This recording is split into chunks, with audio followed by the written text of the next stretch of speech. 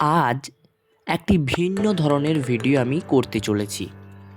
আজ আমরা আপনাদেরকে দেখাবো মুর্শিদাবাদের শক্তিপুর থানার অন্তর্গত বিদুপাড়া গ্রামের একজন উদীয়মান কবিকে। আজ দেখাবো রাজেশ মণ্ডলের সাহিত্য সৃষ্টির কাহিনী। বর্তমানে তিনি এলাকার গর্ব হয়ে উঠেছেন। অল্প বয়সে তার লেখনীতে ফুটে উঠেছে সমাজ, প্রকৃতি ও অনেক কিছু। শৈশব থেকেই কবিতা লেখার প্রতি ছিল তার গভীর টান। শক্তিপুর জিনারাপাড়া অক্ষয় স্মৃতি প্রাথমিক বিদ্যালয়ে থাকাকালীন সাংস্কৃতিক অনুষ্ঠানে কবিতা পাঠ করে সকলের মন জয় করেছিলেন তিনি। কৃষক পরিবারের এই ছেলে কবিতা লিখে অনেক জনপ্রিয়তা পেয়েছেন অনেক পুরস্কার। আপনারা দেখছেন কতগুলি পুরস্কার তিনি পেয়েছেন, অনেক অ্যাওয়ার্ড তিনি পেয়েছেন এই কবিতা লিখে। আজ তার মুখে শুনে নেব কিছু কথা, তো ভিডিওর সঙ্গে থাকুন।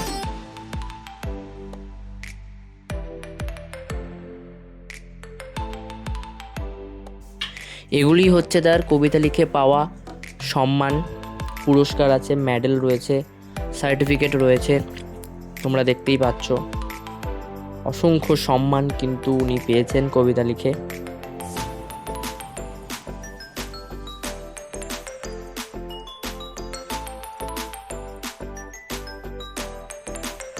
নমস্কার, আমি সায়ন। এসএস ক্রিয়েশন ফেসবুক পেজে আপনাদেরকে স্বাগত। আজকে আমি এক অসাধারণ প্রতিভার মানুষকে দেখাবো, যার নাম রাজেশ মণ্ডল।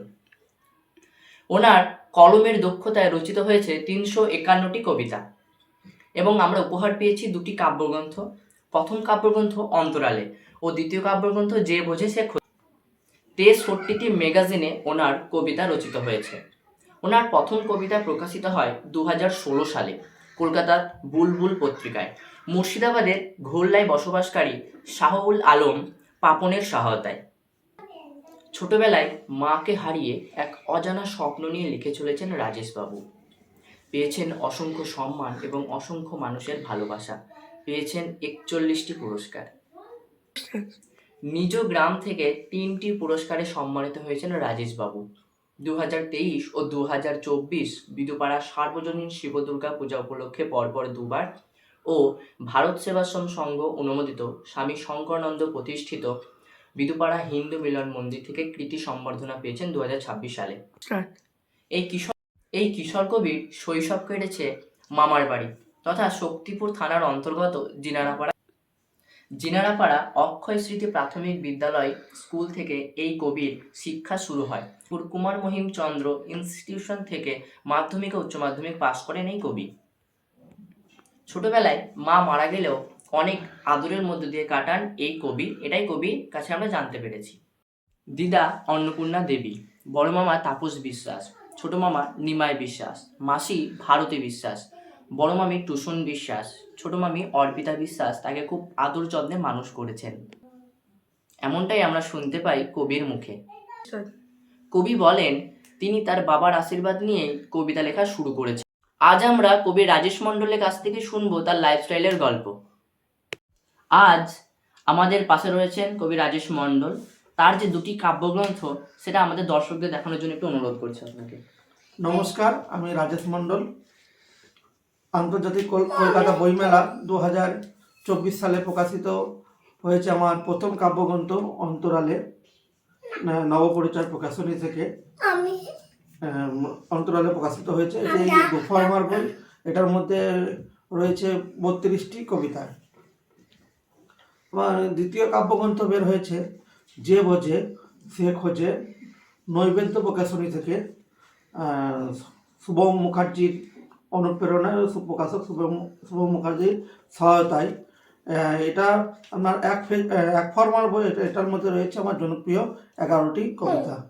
তো রাজেশবাবু, আপনি কত বছর ধরে লেখালেখি করছেন? আমি দীর্ঘ 11 বছর থেকে লেখালেখি করছি। আমার লেখাটা স্টার্ট হয়েছিল 2014 সালে। আমি এখনও লেখালেখি করে চলেছি। আমার বর্তমানে 351টি কবিতা লেখা আজ পূর্ণতা পেয়েছে। 63টি ম্যাগাজিনে আমি লেখা প্রকাশ করেছি ও নিজস্ব 2টো কাব্যগ্রন্থ আমি প্রকাশ করেছি।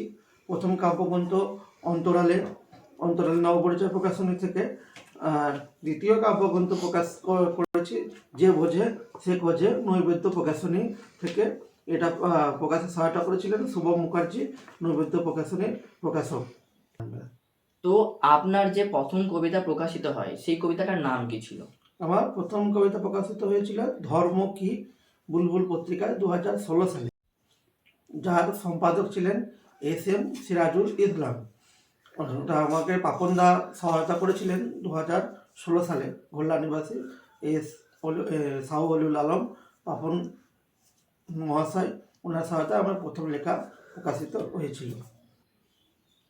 একটি নয়, দুটি নয়, 10টি নয়, 63টি ম্যাগাজিনে ওনার কবিতা প্রকাশিত হয়েছে।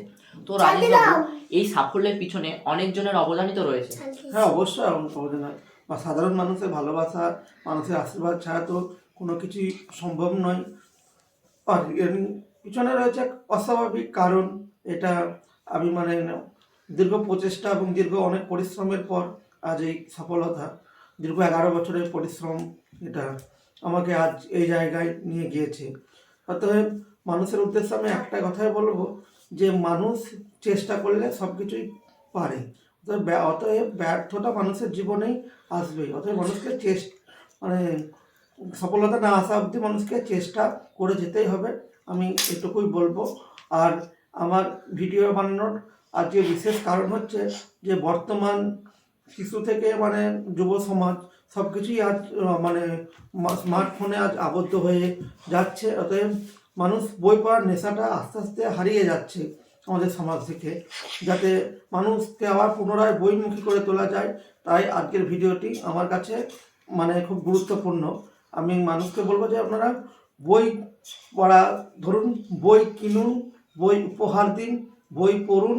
দেখবেন আপনাদের মনের চিন্তাধারাটা আমাদের চিন্তাধারাটাই একটা অন্যরকম চিন্তাধারায় পরিণত হবে। অতএব বই পড়লে আমাদের মানসিক স্বাস্থ্য বৃদ্ধি অনেক কিছুই ঘটবে। আমরা জ্ঞানের পূর্ণতা পাবো। এমনকি আমাদের আমাদের স্ট্রেস অনেক কমবে শরীর থেকে, মন থেকে। এটুকুই আজকে আমি সাধারণ মানুষের উদ্দেশ্যে বলবো যে আপনারা বই পড়ুন, বই উপহার দিন এবং বই কিনুন। নমস্কার। তো এবার আমরা শুনে নেব রাজেশ মণ্ডলের পরিবারের কাছ থেকে যে ওনারা কি বলেন। তো আপনি রাজেশ মণ্ডলের কে হন? আমি রাজেশ মণ্ডলের দিদি। তো আপনার ভাইয়ের সাফল্যে আপনার কেমন মনোভাব, আপনার কেমন লাগে? আমার খুব ভালো লাগে যে আমার ভাই একজন কবি হচ্ছে। অত্যন্ত গ্রামের মানুষ,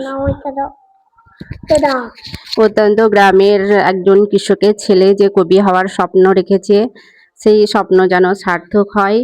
আমি চাই এমন একটা সহৃদয় ব্যক্তির সঙ্গে পরিচয় হোক, যাতে সেই মানুষের হাত ধরে অনেক দূর এগোতে পারে। তো ভিডিওটি ভালো লাগলে অবশ্যই লাইক, কমেন্ট, শেয়ার করবেন। আর এসএস ক্রিয়েশন পেজটিকে ফলো না করে থাকলে ফলো করবেন। ধন্যবাদ।